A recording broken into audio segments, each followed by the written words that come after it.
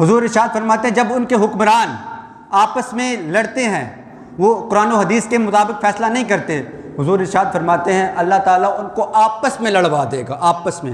آج دیکھ لیں 8 فروری کے الیکشن کے لیے کوئی مل بیٹھ کر یہ نہیں فیصلہ کر رہا کہ ہم نے اس ملک کو سنوارنا ہے، بلکہ ایک دوسرے کے خلاف لڑ رہے ہیں اور اپنے ووٹ حاصل کر رہے ہیں۔ حضور کے 5 فرمان 1400 سال پہلے، اور آج آپ نے ملک کا وزٹ کریں، سیم وہی چیز حضور نے جو فرمایا تھا آج وہی۔ حدیث مبارکہ حضرت امام حسین رضی اللہ تعالی عنہ جب یزید کے مقابلے میں گئے تو کچھ لوگوں نے کہا کہ آپ تسبیح کریں حجرے کے اندر بیٹھ کر، آپ جنگ کے لیے باہر نکل گئے ہیں، کیا کر رہے ہیں؟ امام حسین رضی اللہ تعالی عنہ آپ نے خطبہ ارشاد فرمایا ان لوگوں کو کہ جو کہتے تھے کہ آپ تسبیح کریں بیٹھ جائیں گھر کے اندر، آپ یزید کے سامنے جا رہے ہیں۔ حضور نے ارشاد فرمایا مجھے میرے والد نے حضرت مولا کائنات نے فرمایا، اور مولا کائنات کو حضور نبی کریم نے فرمایا کہ جس کے ہوتے ہوئے، کہ جس بندے کے ہوتے ہوئے کوئی ظالم بادشاہ آ گیا، ظالم بادشاہ آ گیا، من رآ سلطانا جائرا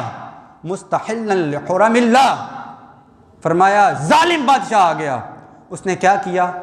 حرام چیزوں کو حلال کر دیا، جس طرح یزید کے اس نے بہت سارے کام جو حرام تھے اس کو جائز کر دیا۔ امام حسین رضی اللہ تعالی عنہ آپ ارشاد فرماتے ہیں میں کیوں یزید کے مقابلے میں گیا ہوں؟ مجھے اپنے نانا کا فرمان یاد ہے، فرمایا جس نے ایسے حکمران کا دور دیکھا کہ جو ظالم تھا، جس نے اللہ اور اللہ کے رسول کے عہد کو توڑ دیا، اور پھر کیا ہوا؟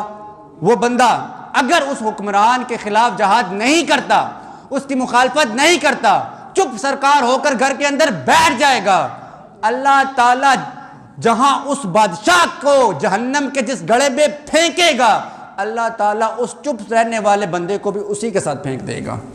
آج ہم نے دیکھنا ہے کہ ہم نے کس کے ساتھ کھڑا ہونا ہے۔ اگر ہم نے کسی ایسے حکمران کو ووٹ دے دیا کہ جس نے اللہ اور اللہ کے رسول کے عہد کو توڑ دیا، جب عہد کو توڑ دیا پھر ہم نے ووٹ دینے کے بعد اس کے خلاف جہاد بھی نہ کیا، اس کے خلاف کچھ بھی نہ۔ حسین فرماتے ہیں کہ میں اس لیے یزید کے مقابلے میں ہوں کہ حضور کا ارشاد ہے کہ اللہ اس کو بھی جہنم کے اسی گڑھے میں پھینکے گا جہاں اس کے حکمران کو پھینکے گا۔ فرمایا میرے دین کے ایک ایک کڑے کو دشمن توڑیں گے، ایک ایک کڑے کو دشمن توڑیں گے، جس طرح حج ہے، نماز ہے، زکوٰۃ ہے، رمضان ہے۔ حضور نے ارشاد فرمایا قرب قیامت کیا ہوگا؟ حج پر بھی حملہ ہوگا، زکوٰۃ پر بھی حملہ ہوگا، رمضان پر بھی حملہ ہوگا، نماز پر بھی حملہ ہوگا، ساری چیزوں پر حملہ ہوگا، لیکن حضور ارشاد فرماتے ہیں ایک ایک کر کر میرے دین کا کڑا ٹوٹے گا، جو میں دین لے کر آؤں اس کا ایک ایک کڑا ٹوٹے گا، لیکن میں تجھے ایک ایسی چیز بتاتا ہوں اس کو مضبوطی سے تھام لو۔